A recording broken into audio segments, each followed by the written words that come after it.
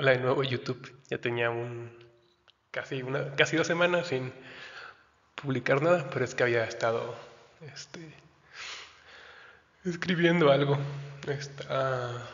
teórico, de hecho, algo sobre los problemas y las contradicciones en la teoría de la actividad y que de hecho tratarlo lleva como a nuevas avenidas de desarrollo de las teorías de la actividad, las teorías socioculturales o histórico-culturales. Entonces, eso fue lo que estuve como haciendo. Espero podérselos compartir en unos meses que lo publiquen. Sí, sí, les hago un video de eso. Pero bueno, ahorita vamos a tratar ese tema que ya se me había olvidado tratarlo, que era acabar con la última sección de el periodo de la adolescencia en la teoría nevigotskiana. Creo que era lo único que faltaba. Pero ya a partir de esto ya se acabó esta pequeña serie. Entonces ya buscaremos nuevas series, nuevos videos. Pero sí, este ya es el último. Primero que nada vamos a tratar las cuestiones de las bases en la teoría de Vygotsky, ¿no? Porque pues por algo se llaman neovygotskianos, ¿no? Entonces tiene su énfasis, o bueno, tiene su génesis en la teoría de Vygotsky, obviamente eh, cambian, la modifican debido a los postulados de la teoría de la actividad. Eh, pero ahorita vamos a ver en específico qué es importante de aquello que dijo Vygotsky. Porque dijo muchas cosas, pero es un libro grande. Pero, bueno, entonces vamos a ver qué es lo central como tal en el libro de Vygotsky sobre la pedagogía o la pedagogía, depende de la traducción, del adolescente. Con una cita va a quedar bastante claro. Dice, el problema de los intereses en la edad de transición es la clave para entender todo el desarrollo psicológico del adolescente. ¿Ok? Paremos tantito. Nos está diciendo cuál es en lo que se va a centrar todo su análisis, que es cómo entender la emergencia de estos intereses, cómo surgen esos intereses en el adolescente, y esto va a ser lo central, ¿no?, en todo su análisis. Continuamos.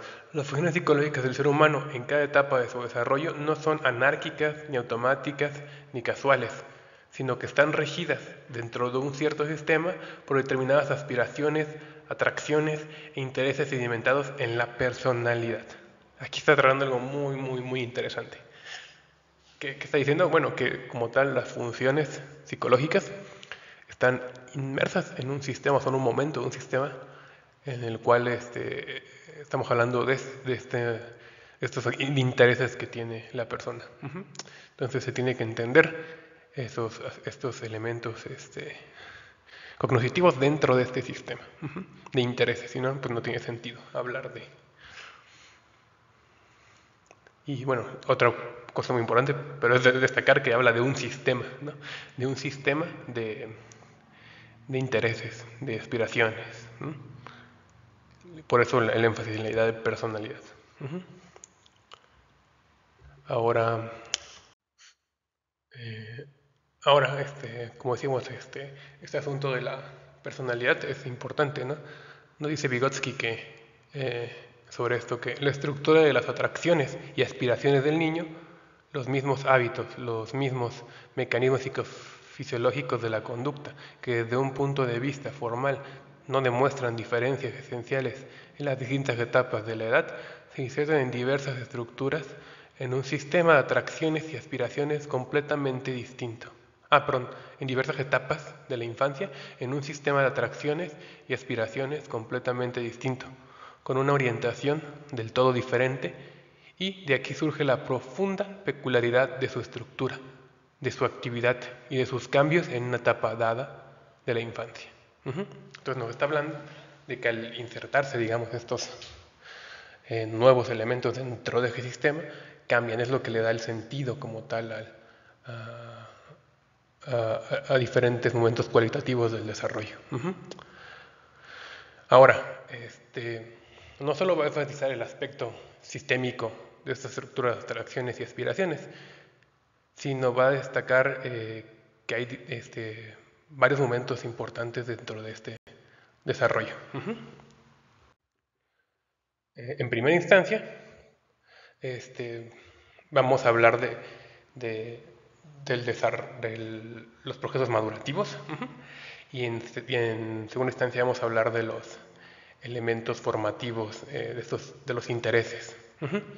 Vamos con el primero, ¿no? Nos dice la reducción y extinción del sistema de intereses anteriormente formado y en segundo lugar por los procesos de maduración y aparición de las primeras atracciones orgánicas que señalan el inicio de la maduración sexual. Vygotsky va a poner un énfasis importante en que estos procesos de maduración sexual van a tener repercusiones en la esfera motivacional de la persona.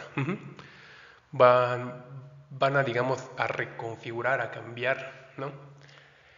O van a ayudar a reconfigurar estos procesos, o esta estructura nueva, en función de que surgen, digamos, nuevas necesidades, y esas nuevas necesidades en sentido orgánico van a hacer que, por una u otra forma, cambien las estructuras de intereses del propio niño, del propio adolescente.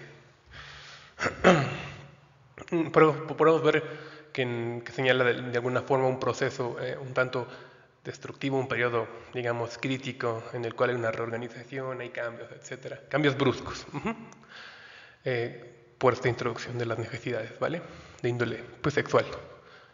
Pero esto no va a ser todo. Como decíamos, tenemos también el aspecto de la formación de los intereses, ¿no? Que están dependientes del espacio sociocultural. Sin embargo, Vygotsky va a poner un énfasis muy grande en el papel que tiene en las capacidades conceptuales, las capacidades, digamos, lógicas y demás, en la conformación de esos intereses, como las capacidades teóricas, como las capacidades conceptuales, en sentido de construcción de conceptos, de comprensión de los conceptos y demás, van a permitir que el niño reconfigure, digamos, esa estructura de intereses. Es decir, de alguna forma, digamos, Vygotsky está de acuerdo con Piaget y con otros psicólogos de que es muy importante los aspectos lógico-formales. Sin embargo, Vygotsky le va a poner un énfasis a cómo esos aspectos lógico-formales son esenciales para la reconfiguración de intereses. Entonces, digamos, Vygotsky está dando una respuesta cognitivista a la conformación de nuevos intereses. Como dice, el adolescente en la edad de transición asimila por primera vez el proceso de formación de conceptos. Su paso a una nueva forma, nueva y superior de actividad intelectual, al pensamiento en conceptos, es la clave de todo el problema del desarrollo del pensamiento. ¿Ok? Entonces, para Vygotsky, esto va a ser lo que va a explicar o que va a ser central para darle sentido a este proceso de la etapa de transición. Bueno, pero entonces, ¿cómo van a surgir esta nueva forma cualitativa de pensamientos en conceptos de la que habla Vygotsky? Porque no es equivalente del todo a la forma que él habla que ocurre en el nivel escolar, ¿no? Previo a la adolescencia, pues. Entonces dice él, si comprendemos por contenido del pensamiento no solo los datos externos que constituyen el objeto del pensamiento en cada momento, veremos cómo pasa a ser parte integrante, orgánica, de su propia personalidad y de los diversos sistemas de su conducta. Todo aquello que era en un principio exterior, convicciones, intereses, concepción del mundo, normas éticas, reglas de conducta, inclinación, ideales, determinados esquemas de pensamiento, pasa a ser interior porque el adolescente, debido a su desarrollo, maduración y al cambio del medio, se le plantea la tarea de dominar un contenido nuevo. Nacen en él estímulos nuevos que impulsan su desarrollo y los mecanismos formales de su pensamiento. ¿Ok? Aquí hay muchas cosas que decir, ¿vale? Pero vamos a irlo desmenuzando, ¿no? Por un lado, hay una cosa oculta aquí, que obviamente no lo cité porque pues, sería muy largo el video, pero Vygotsky habla de una no disociación o un no dualismo de la forma y el contenido, entendiendo el contenido como aquello que manipulan ciertos mecanismos cognitivos, y el contenido como aquello que manipula. Y la función como aquellos mecanismos que manipulan dicho contenido. Por ejemplo, el contenido puede ser todo eso que dijo, ¿no? Inclinaciones, ideales, determinados esquemas de pensamiento. También pueden ser los sistemas de conceptos de las matemáticas, etcétera. Todos son, digamos, contenidos conceptuales.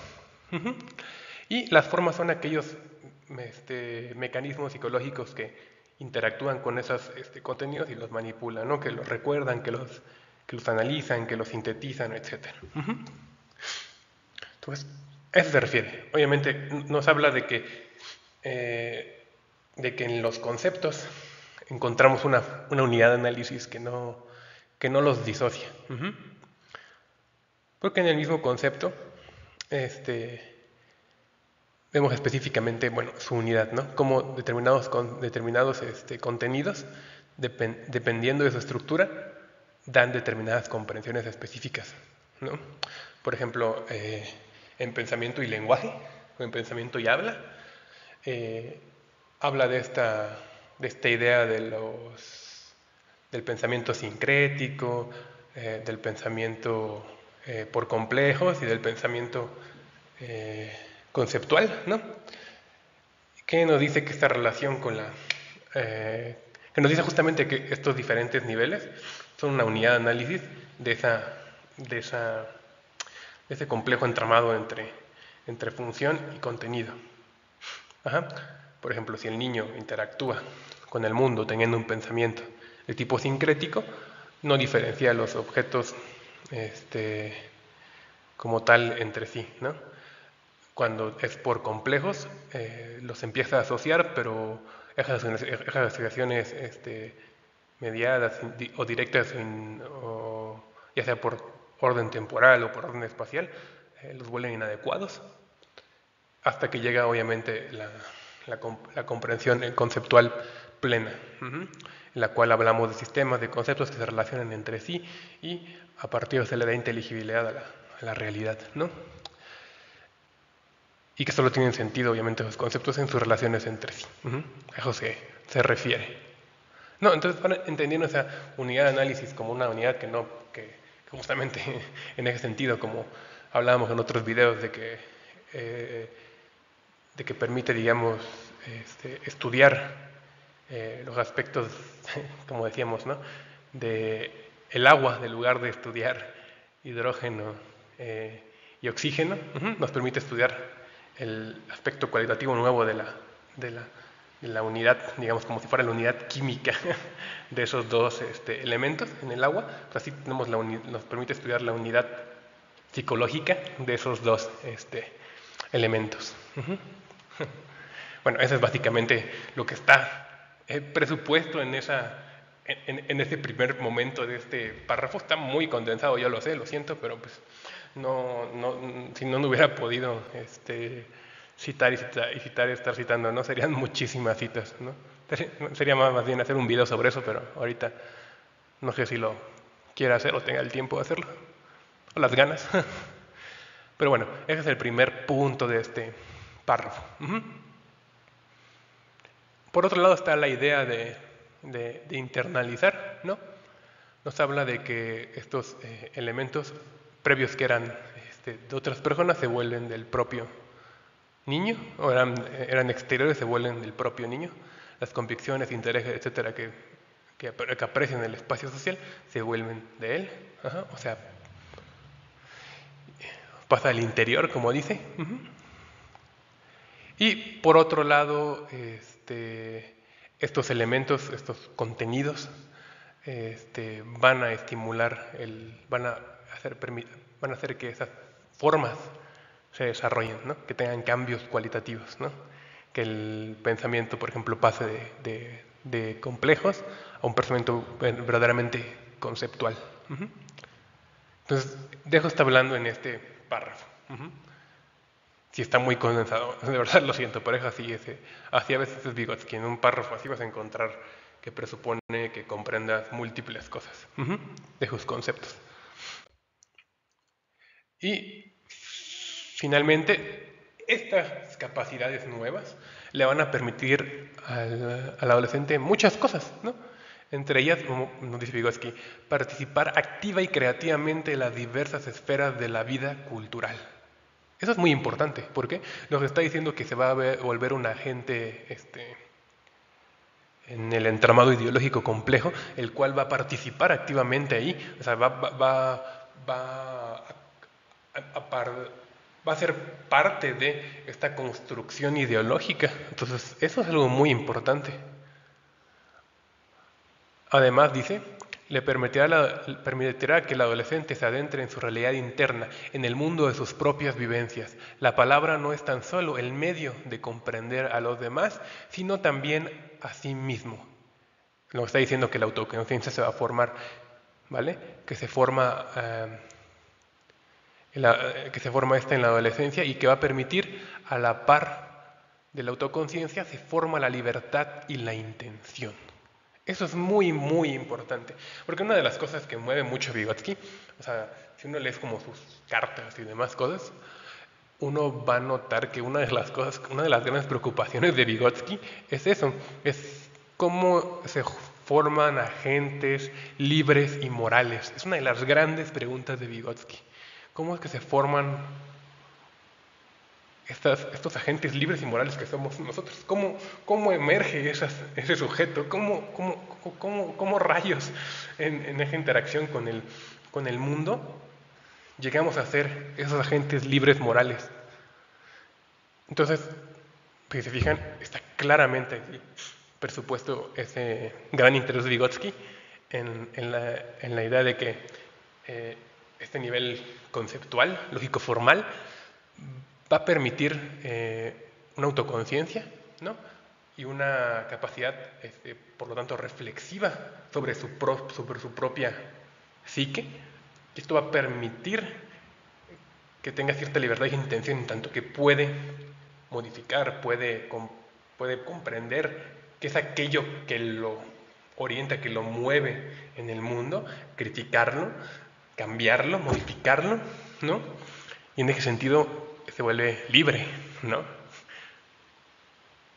Entonces, eso es algo central de Vygotsky y que está aquí plenamente manifestado en estos conceptos que nos plantea.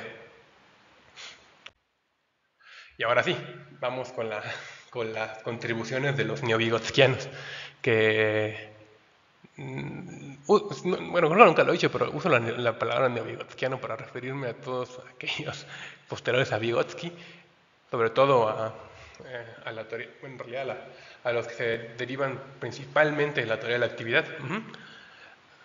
Pero en realidad la categoría es muy ambigua, yo lo sé. Solo que lo hice así porque así lo escribió la persona que se llama Karpov, en la cual me baso para hacer estos videos. Y por otro lado, porque la verdad tampoco es tan injusta usarla. ¿Por qué? Porque todos los que son posteriores a Vygotsky son todo menos un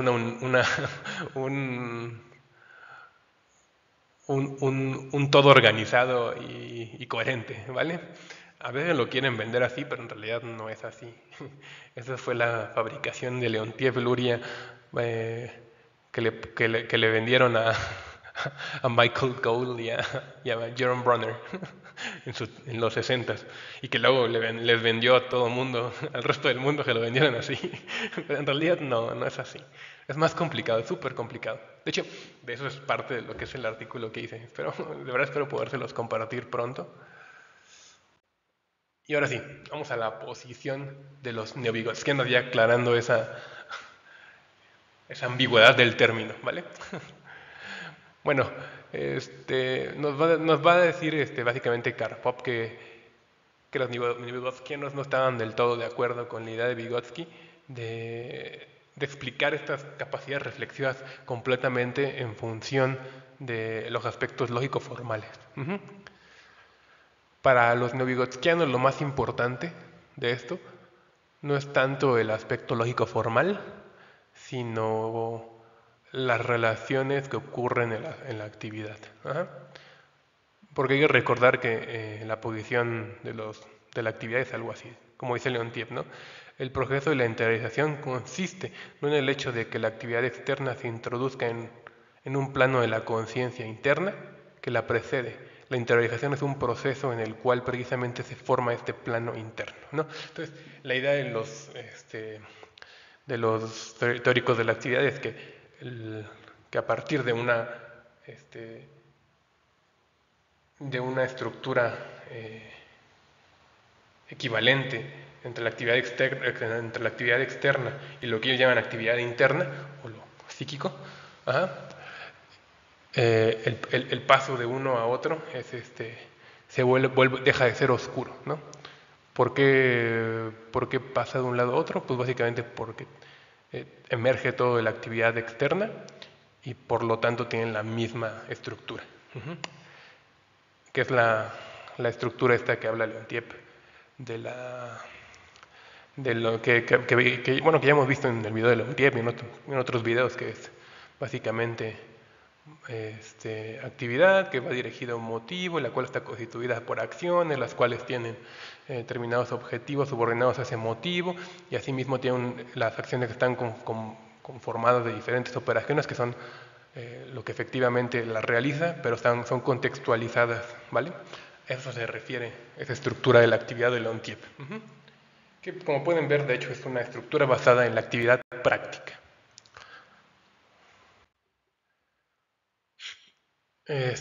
Y también vamos a ver ahorita que si bien muchos hablan de comunicación, ajá, sobre todo en esto y en otras partes de la periodización de la teoría de la actividad, que por ahí pueden ver un video que está en el canal, que es sobre la periodización del Konin. Que si bien algunos hablan como tal de comunicación, tienen que entender que para ellos comunicación lo van a entender realmente bajo esta idea de actividad práctica, ¿ok? O sea que para ellos la actividad comunicativa tiene una misma estructura con la actividad práctica.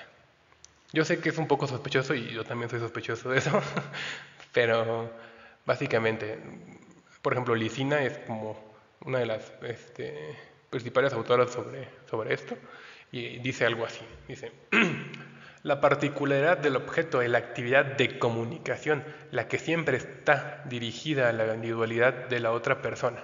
Si ante nosotros tenemos una actividad cuyo objeto es una determinada persona como sujeto, como personalidad y no como cuerpo físico, esto será en todos los casos comunicación. Y, a la inversa, no hay comunicación cuando el objeto de la actividad es alguna cosa diferente a la persona como sujeto.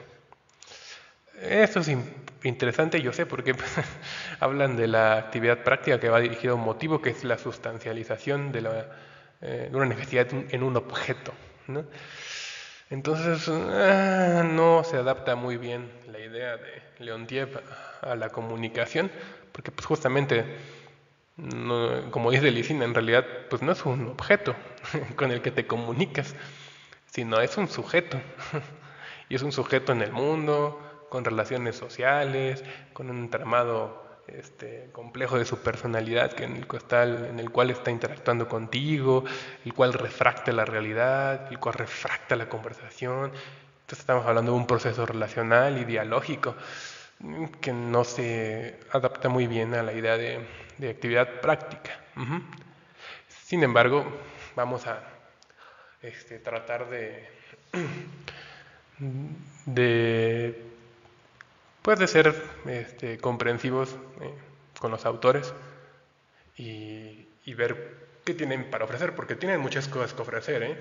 O sea, a pesar de que, por ejemplo, yo no estoy de acuerdo con la teoría de la actividad, así como está estructurada por Leontief, no quiere decir que no tengan cosas interesantes, por ejemplo, o el Conning, o que la periodización no tenga algún cierto valor. Ajá. O sea, para mí es mucho mejor que la de Piaget, y eso que no me gusta como tal ninguna, pero es mejor que la de Piaget, sin duda.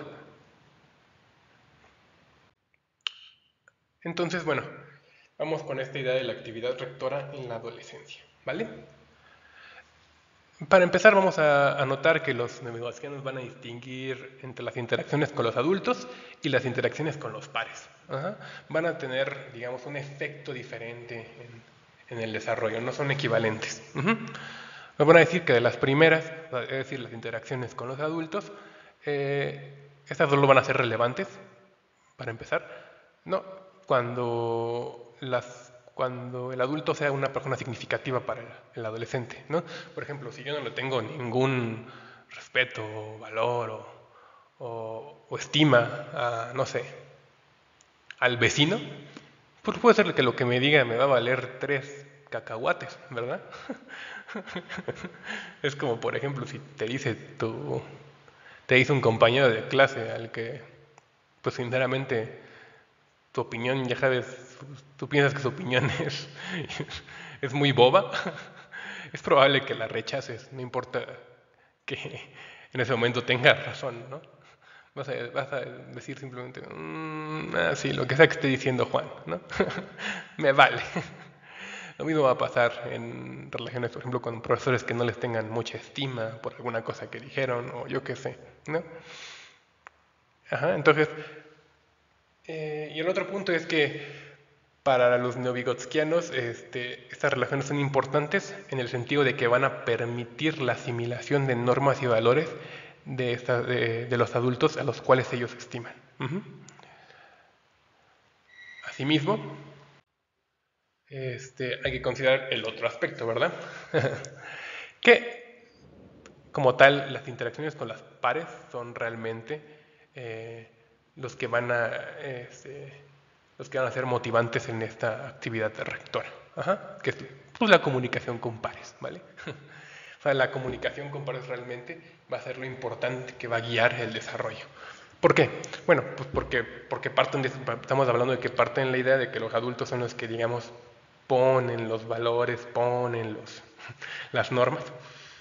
El chico las asimila porque les tiene cierto valor, cierta estima a estas personas.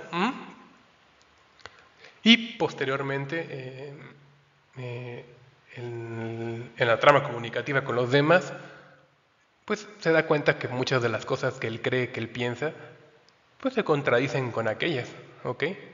Por ejemplo, no sé, si Juanito de repente ahorita entra, no sé, con sus ideales, no sé, a lo mejor libertarios o alguna cuestión, y de repente entra a la preparatoria y descubre que, que en su escuela todos son de, de izquierda o algo así, entonces va a entrar en shock mi Juanito, va a decir, ¿qué pasó? ¿Si esto no era la mera onda? ¿O qué onda? ¿Por qué todo el mundo cree estas otras cosas tan raras?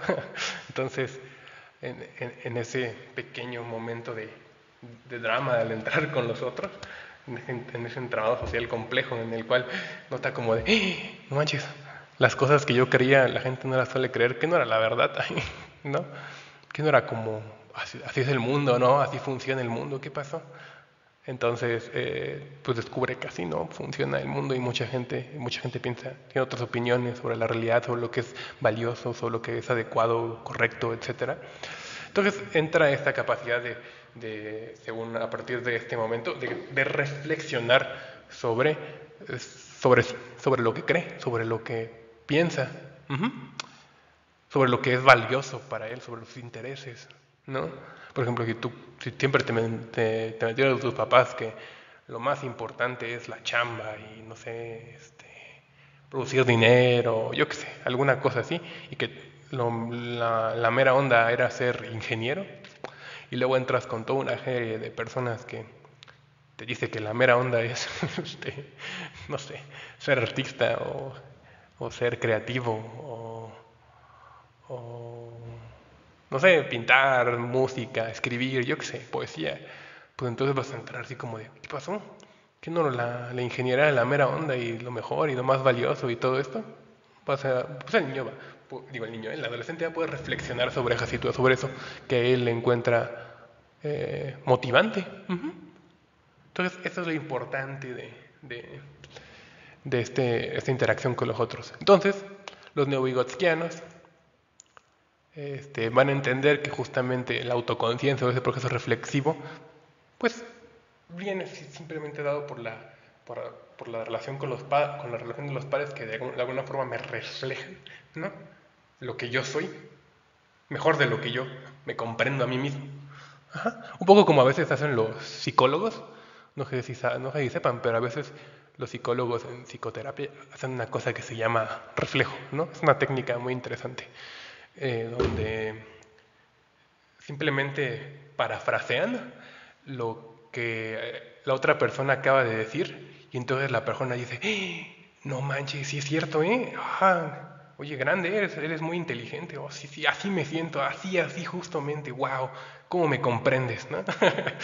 Pues en realidad lo único que hizo el terapeuta fue decirle lo mismo que le dijo a la persona, pero la persona al verlo del otro lado dice como de, wow, dicen, wow, qué gran idea, wow, sí es cierto, así es, o así me siento, o se sienten comprendidos, ¿no?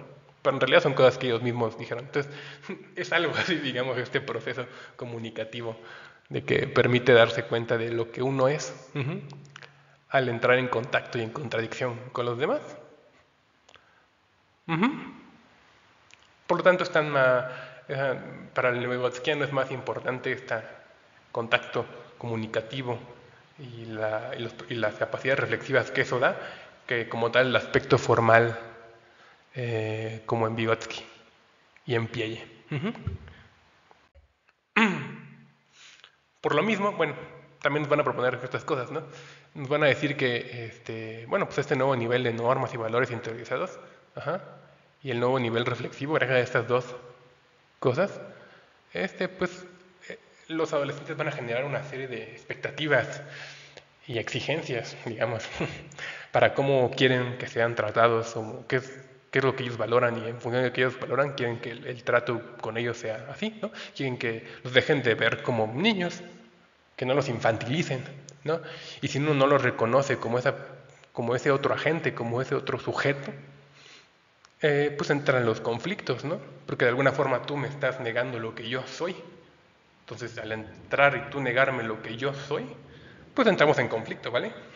Entonces, de ahí viene de alguna forma este proceso de confrontación entre los adultos y el adolescente. Y por otro lado, este nuevo aspecto rector de las relaciones interpersonales van a tener un efecto también negativo en otras exigencias sociales. ¿Por qué? ¿Por qué? Pues porque las personas siguen yendo a la escuela, ¿no?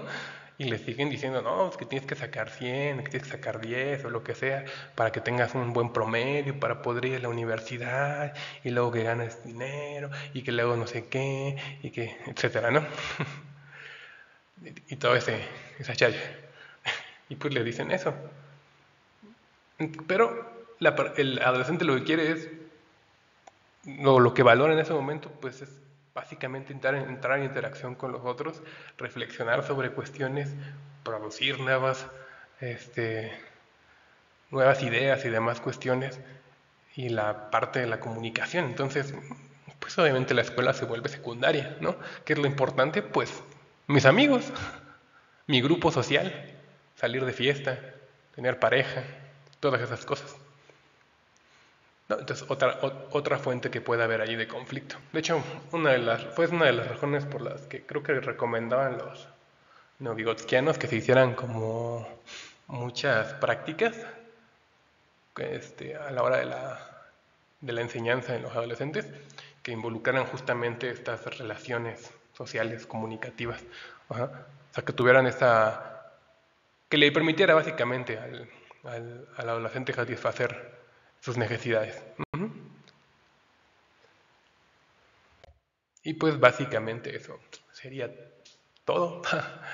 Esas fueron las 4 fuentes, que es el de Karpov, que es el que les he usado para todos estos videos. Bueno, el clásico de actividad, conciencia y personalidad de Leontiev, muchas veces lo uso para muchas cosas, ¿no? El texto de Lisina, creo que nunca lo he usado aquí. Y bueno, los 1000 obras de Vygotsky. Siempre uso las obras escogidas de Vygotsky, los 6 tomos, para los videos, casi siempre. Siempre ahí tengo mis 1000 notas de ideas de Vygotsky, entonces ya nomás saco las citas de las notas que tengo en el libro. Y así, son los 4. Si tuvieran que leer uno nada más como para familiarizarse, yo diría que el de Karpov es bastante bueno. Yo sé que Karpov hace esta cosa que les dije hace rato de unir lo que a veces es contradictorio a nivel filosófico entre las diferentes posiciones, pero aún así es una muy buena forma de introducirte a la teoría de la actividad y al propio Vygotsky. Karpov se la pasa haciendo citas a Vygotsky por aquí, por allá, por aquí, por allá, y citas de los autores más importantes de la teoría de la actividad. Es un gran libro, te lo puedes leer en un día o menos. Ajá. Hay de tener, a lo mejor un par de días, hay de tener como poquito menos de 300 páginas o algo así.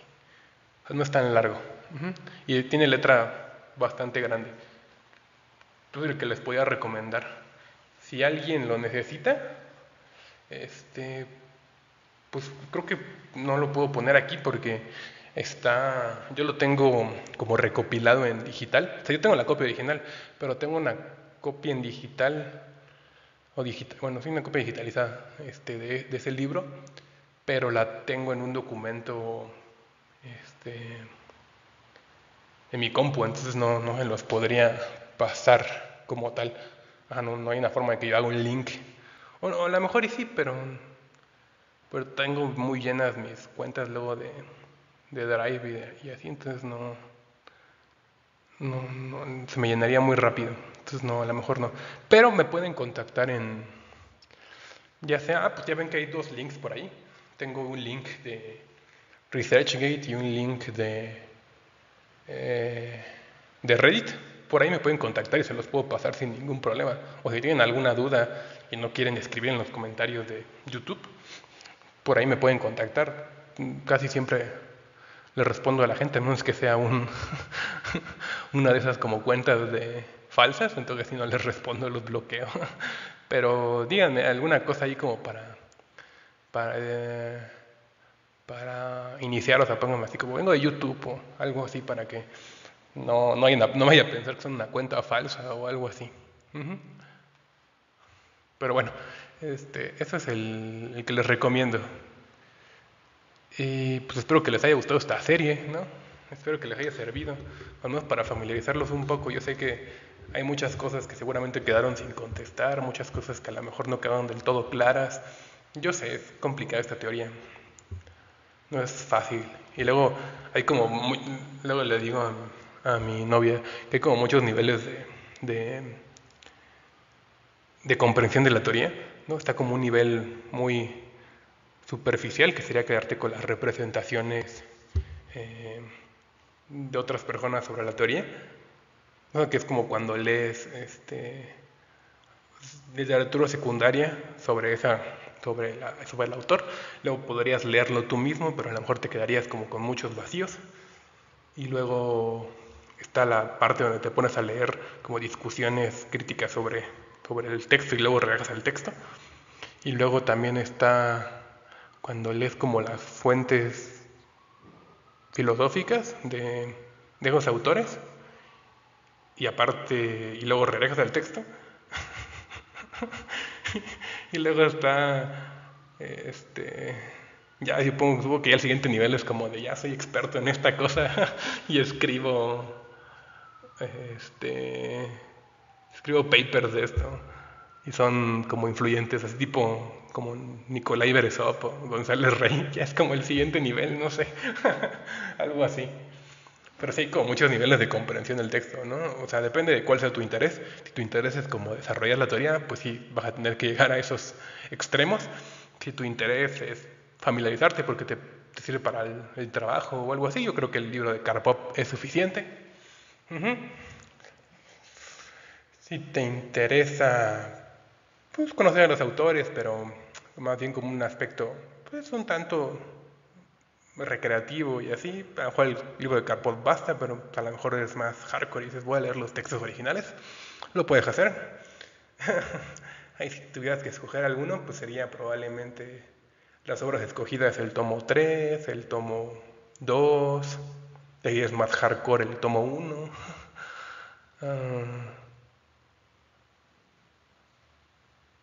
No sé.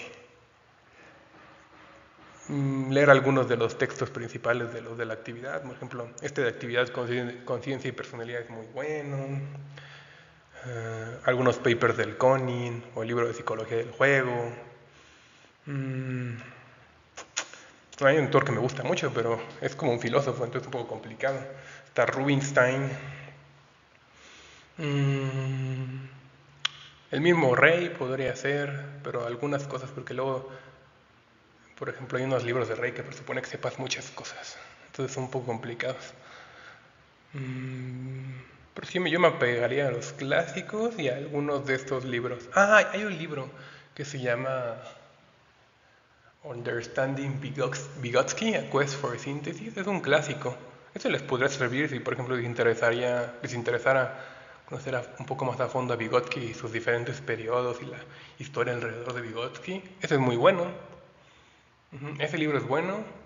Por ejemplo, yo podría decirles, si les interesa algo así, podrían leer algo como no tan, más o menos superficial, podrían leer el de Karpov y ese de, de Understanding Vygotsky. Ajá. Podría ser, ajá. Y ya si les interesa después de eso y dicen, está interesante el Vygotsky, como que hay cosas padres, pues ya podrían leer los originales. Pero bueno, lo tengo porque este video está siendo muy largo y luego, ¿quién lo va a ver? Bueno, nos vemos. Cuídense.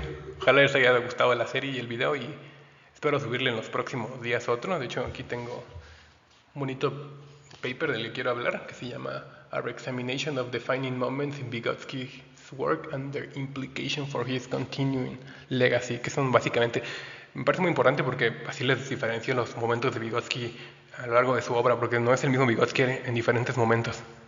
Y eso es muy importante de entender. Pero bueno, nos vemos. Cuídense.